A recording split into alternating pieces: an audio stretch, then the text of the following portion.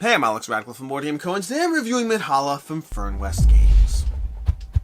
Midhalla is a tower defense, narrative-driven campaign game in which 1 to 4 players are going to go through a sequence of adventures as they ultimately try to ensure that their gate is not destroyed by the various enemies that spawn across this, sequence of adventures.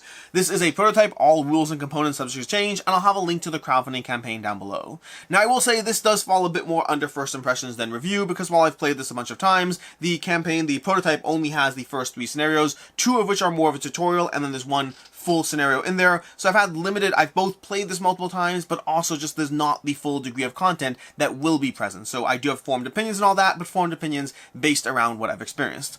But with that, the general idea of the game is you're going to start off with an adventure. In this scenario book over here, you're going to start off, you're going to figure out who you are as the characters, start reading. If I can open this up over here. Centuries ago, a war raged across the world. Io, the fallen goddess, opened underground. I'm not going to keep reading through this. The general idea is there's a story here. There's an understanding, there's a background as to what's going on, and some form of deep, dark evil. And then you, as the characters in the game, which I believe start off as Tora and Enoch, and I don't remember all the characters over here. They have them over here on the sideboard over here. We got Harkon.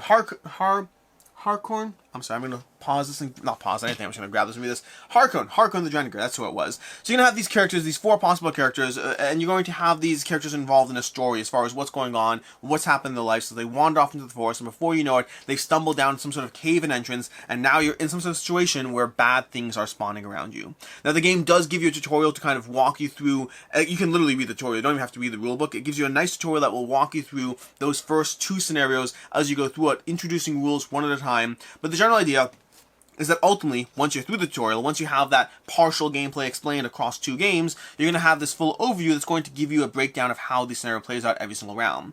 Because a typical scenario, once you get to the 3rd scenario, and then everything onwards from there, you're going to go through the setup process over here. The setup's going to involve you getting various components and starting to possibly build traps. What actually happens over here, we get to the exploration, where you choose an unexplored path to explore. Basically, in the game, you're going to have your starting tile board over here, which is this area, and then you have all these pathways, and each pathway has at the end of it certain numbers that are going to give you the opportunity to reach into your book and continue exploring. I may have set it up incorrectly. I mean, this is all random setup over here. But you can go through the book over here, you're going to find the specific setup, and you're going to say, hey, we're up to this tile over here.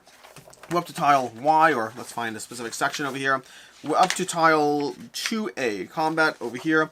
Boom, 2A. So what are you going to do over here? As far as you're going to read the text, you're going to pull it up, you're going to say, this is the tile I'm exploring, this is the end goal that I'm exploring, and therefore I'll read that section of text and explore further into this universe. That will have you continuing to explore until you either move to the next phase, which is going to be the preparation phase over there, or alternatively it's going to involve you in cycles of making choices, making decisions. There's a degree of choose your own adventure. To an extent, you'll make choices along the way what you engage with, but also the game is going to drive you towards certain conclusions as you go through it, but you have that narrative phase in the exploration phase. So you're going to go through there, choose an unexplored path, read the section, move the time tracker token if it's timed, and then continue until read until it triggers phase 2, which is preparation. Meaning sometimes you get to the end of something and then something will happen and enemies will spawn and you'll go through all that. Sometimes you get to the end of exploratory cycle, and it's like, okay, great, now you can explore the next available letter, and repeat until you eventually get triggered into Phase 2. In Phase 2 preparation, you're going to spend resources and exchange items between players. Basically, in the exploration phase, you'll often get additional items. In addition to the money you got and the various goods you got, the trap components, all these things you get over here, the rune stones. In addition to the rune stones and the trap components and the money, in the exploration phase, you'll have more things that are generated, and now you can start spending those things. And you can spend them on a bunch of things. You're going to have a market of items that are going to be played out over here, a market of items that all give you the various things that you can try to buy from the market to augment your characters. You're going to have the opportunity to buy traps, and these traps, you're going to start off the game with at the very beginning of the game, you don't have any of these unlocked, but as you go through this tutorial, you're going to unlock certain traps. You'll have the ability to sit there and build the, go ahead and build out the rune trap and put down the rune trap on a spot on the board. A spot that has to be sealed in the game, which we'll talk about more shortly, but you'll build out traps over here, put the necessary die in that trap, and that die will have an ability on that trap to helpfully prevent the impending hordes. Like I said already, this is a tower defense game, and to that end, you want the enemies to die, and traps help them die. You're going to have the opportunity to sit there and actually go through, here's a whole chart of things you can buy. You can fortify a map tile. That's going to give you the opportunity to put these tokens down on map tiles, spreading out which tiles are safe and which won't spawn enemies. You're going to have to spend your rune stones for that, and you can spend the rune stones equal to the number of players plus 1, but you'll place them down, putting them down on these spots, and that will prevent enemies from spawning as you go through it. You have the opportunity to revive heroes, to sell items, to buy all these things as you go through it, to upgrade traps, and basically the preparation phase is where you can start to go through the process of setting yourself up for the impending hordes that are going to invade you. Then from there, you're going to reshuffle the enemy deck, and spawn them on unfortified map tiles. So for example, over here we have 4 map tiles, so the enemies all spawn over here because I didn't fortify any of them. These ones are safe because these 3 tiles are always fortified, but these ones are going to have the enemy spawning. You're going to position the heroes on fortified map tiles. So for example, I can sit here and say I want these guys over here, these guys over here. You can figure out and divide up how you want over there, and then we go through combat. Now, combat is going to be a cyclical phase. What you're going to do is you're going to have a round of combat where you're going to activate the enemies, the traps, and then the heroes in that order. But then you're going to continue doing so until either you've lost or until the enemies have died. So when you're done with combat, you don't go through the full cycle of exploration and preparation, etc. You simply repeat another round of combat. And in combat, you're going to take your turns. The enemies are going to go first, and the enemies follow a cycle where they all have a target card, and the card tells them how they attack. So for example, an activation-wise, you start from the center and then work your way clockwise around, starting from north, which means the first enemy you're going to activate is this, then we're going to come back to here, and then here. That's going to be the cycle of activation as we go. This enemy over here, the Draugr Horde, they have a target of nothing specific. They can target anyone for that question mark, which means they are just going to try to walk towards over here because they don't have any range, which means all they're going to do is walk closer, and the next round, they're going to start targeting either the heroes or the traps because they can target anything, and they're going to attack for strength 2. Then we have the Kobold Warriors. They target, again, they have no range, so they're just going to walk forward. We have the Rune Golem, no range, so they're going to walk forward, and then we're going to have the Kobold Bomber, no range, so walking forward. Now, some enemies will have range, and range is just drawn as a matter of just distance. There's no line of sight, none of that. If you have a range 2, you can shoot 2 tiles away, and you're going to, again, activate against whoever you are trying to target.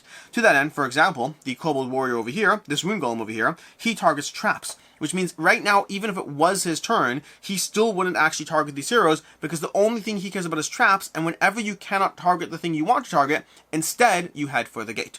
So right now, if it was the Rune Golem's turn again, he would simply walk towards the gate, where from then onwards, he would start hitting the gate, dealing his damage against the gate every single turn. And so that's how the Rune Golem is going to activate, or how all the characters activate, is they have a primary target, either heroes, targets, the gates, or anything. And if it's anything, they'll target anything. And if they cannot hit their primary target, they instead go for the gate, nothing else, not what's in its spot, not what's in its way, just the gate is always the secondary target, and sometimes it's the primary target.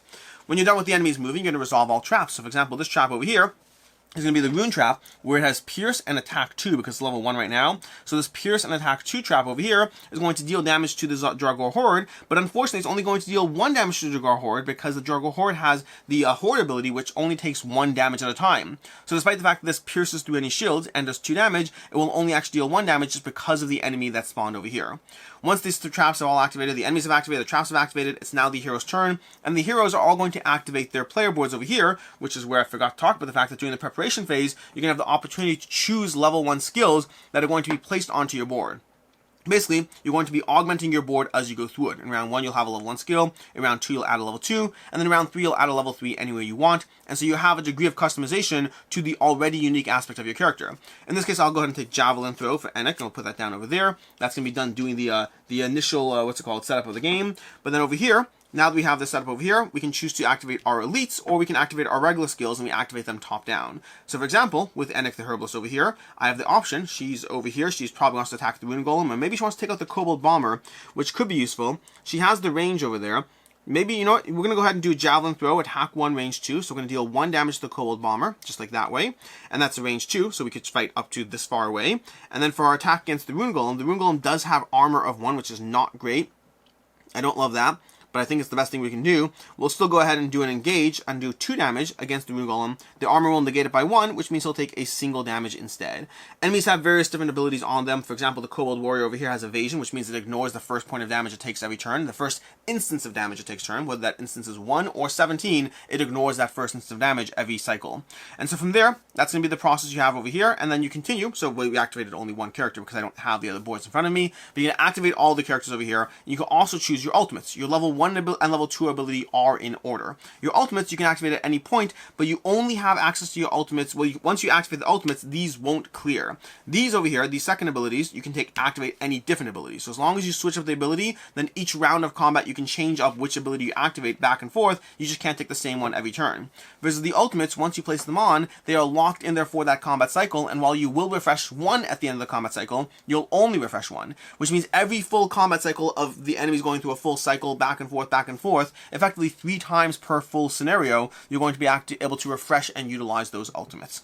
That's going to be the cycle you have of combat. So you're going to go to continue that cycle of combat, taking the enemy turns, trap turns, and hero turns, repeat until either all enemies are dead, or the game is lost, which means the gate's at 0 HP, which we track over here, or the heroes are all at 0 HP.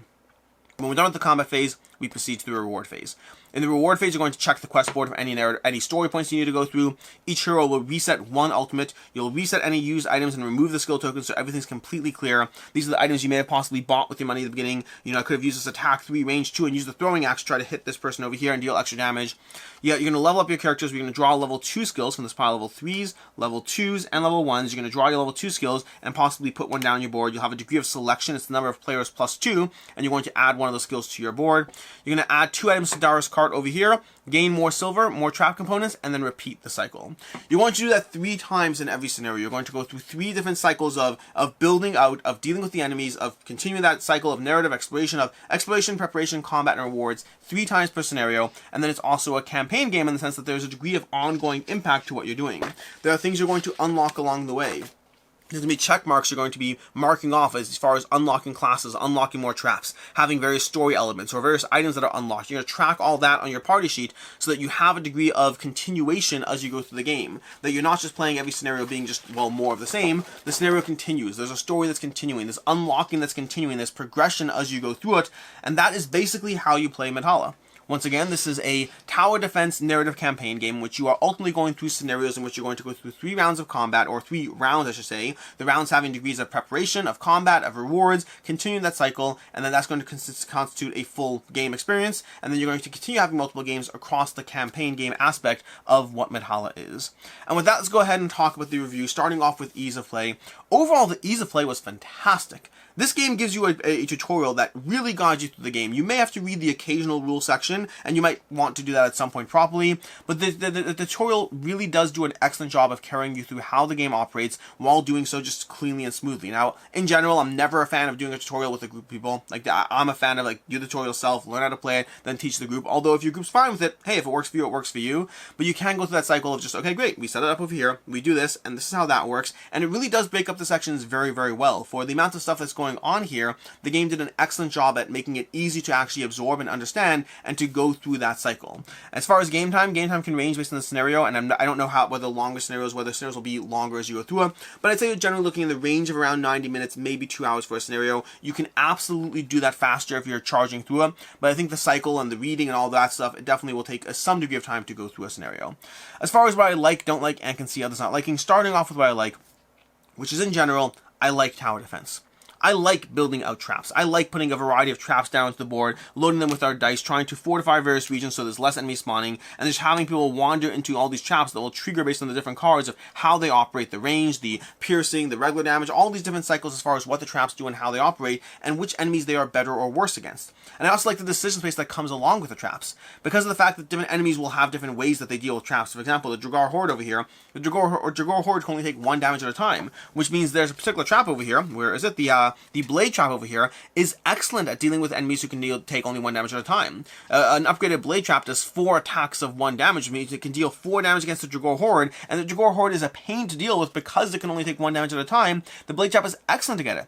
The flip side of that is the blade trap is terrible against the golem because the golem is going to ignore each of those 1 damage attacks. A single shot of a lot of damage. The rune trap with pierce and attack 4 is a much better way of dealing with the rune golem. And so those traps and the variety of enemies give you a degree of agency over how you want to approach the game, of a choice not just when to build or what to build or how to spend your money, but even just the fact of choosing when to structure your traps based on the round scenario so you can actually get through combat and deal with the enemies as they come through it. There's a large degree of preparation involved with this, and some of it you'll know coming because you'll know the enemies in play, and some of it you won't know the enemies when you're trying to do certain actions, but it gives you a lot of trying to react to the game state as much as possible, both with your characters, who are going to be a big part of the damage you deal. Your characters are going to be charging around the board, moving from location to location, engaging in ranged attacks and healing, in melee attacks, trying to utilize their items and their ultimates, which are fairly powerful, but you can only use them a certain amount of times in the game, and so it's going to give you a lot of choice as far as how you activate with the various enemies that are facing you down. The items you can get and the sense of progression you have across the scenarios as you unlock more traps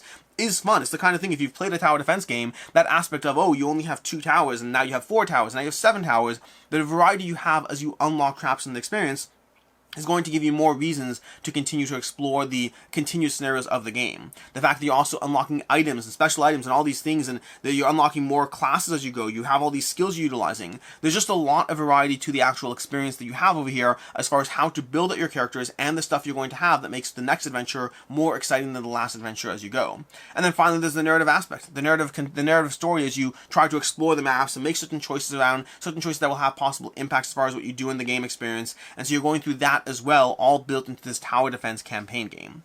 As far as what I don't like in the game, the first thing is that despite the sense of variety the game has, and the game does have a decent sense of variety to the way you can build out your characters, the things you can do there, it still is on a very similar loop game to game. And this is one of those areas where it does fall more into first impressions than review, because I don't know what the full campaign progression is going to be like as far as how they hold your interest going through continued game after game after game. The cycles of having 3 rounds of combat every single time, and the way your characters operate, and the fact that a lot of the things you're going to do round to round are the simple core actions you have on your character sheet, means the characters really need those skills and those items to continue to differentiate them and make them feel more interesting. And so if you're not getting that sense of progression moving fast enough, then it can be a little bit samey as you go through it.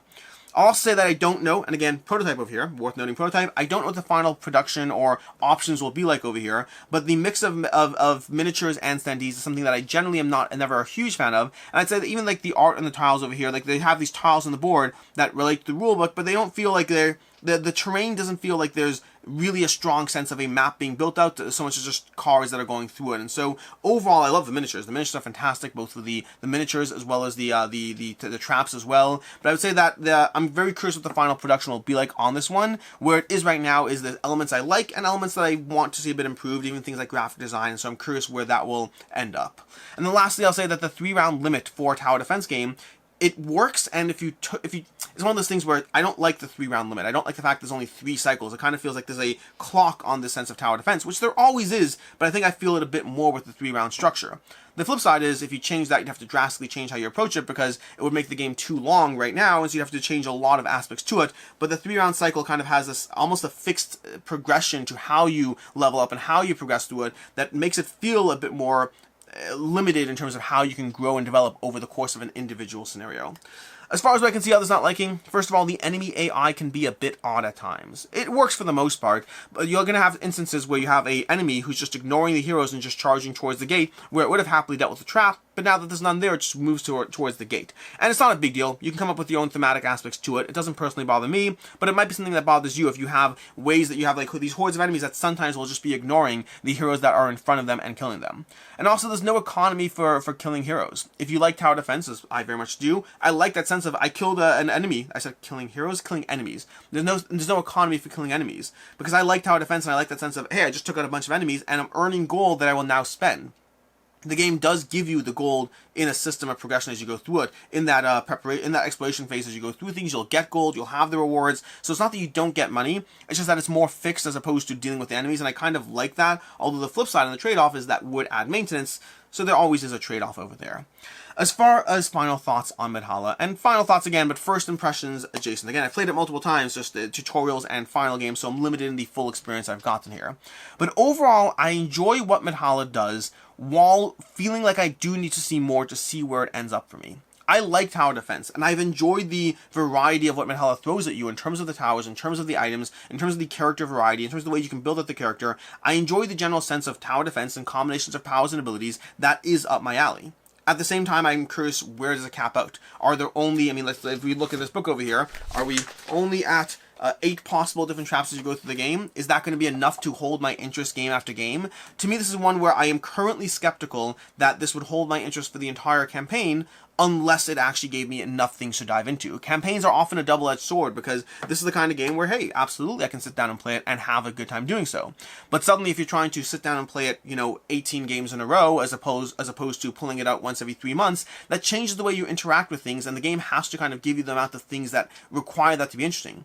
I both like Midhalla and enjoy it, while also not yet being confident that it would hold my interest for 18 games, although it's that said, without knowing what this game is actually going to be like in the final copy or version of the game, and having only been able to experience the first 3 scenarios. So I like it, but I'm also cautionary about where it ends up for me.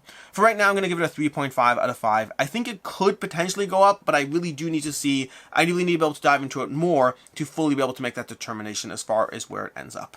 As far as other game recommendations, first of all, Kingdom Rush. If you're looking for a tower defense game, my personal favorite in the genre in the board game space is going to be Kingdom Rush. And then if you want another one that is going to be hard to get your hands on, unfortunately, the company has had issues in going bankrupt or out of print, or I don't know, it's going to be hard to get your hands on it.